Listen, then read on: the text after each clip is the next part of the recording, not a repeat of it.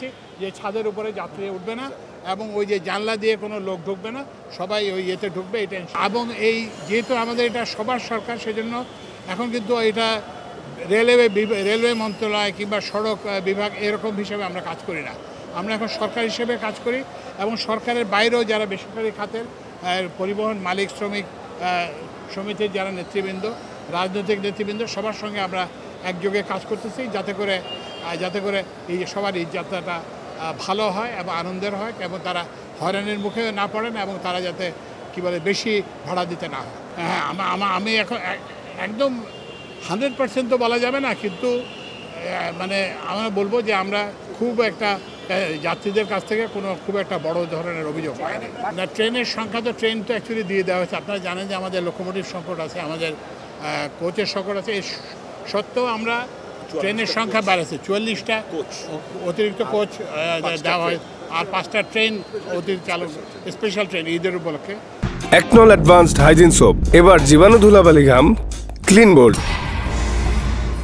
এইটাই আমাদের ওই যে সীমিত সামর্থ্য এবং আমরা আশা করতেছি আরও নতুন কোচ আসলে আমরা আরও এই ফ্রিকোয়েন্সি এবং ট্রেনের সংখ্যা বাড়াতে পারবো। না, আমি বলছি আমরা হচ্ছে ছাদের যাত্রী আমরা নিরুৎসাহিত করি এবং উনি বললেন যে উনি গতকালকে দেখছেন একটা ট্রেনে একটি মাত্র লোক ছিল।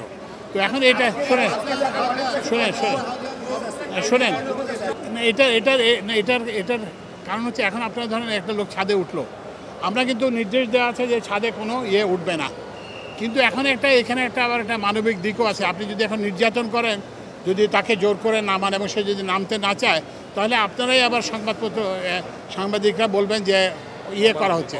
কিন্তু এখন থেকে আবার আপনারা যেহেতু এই কথাটা আবার তুললেন, আমরা আবার নির্দেশ দিয়ে যাচ্ছি যে ছাদের উপরে যাত্রী উঠবে না এবং ওই যে জানলা দিয়ে কোনো লোক ঢুকবে না, সবাই ওই ঢুকবে এটা। না, কোনো বৈধতা দেওয়া হয় না, সব ক্ষেত্রেই টাকা ফেরত দেওয়ার ব্যবস্থা করা হয়েছে এবং যেখানে গ্রস ইরেগুলারিটি আছে সেখানে 5,000 টাকা ফাইন করা হয়েছে।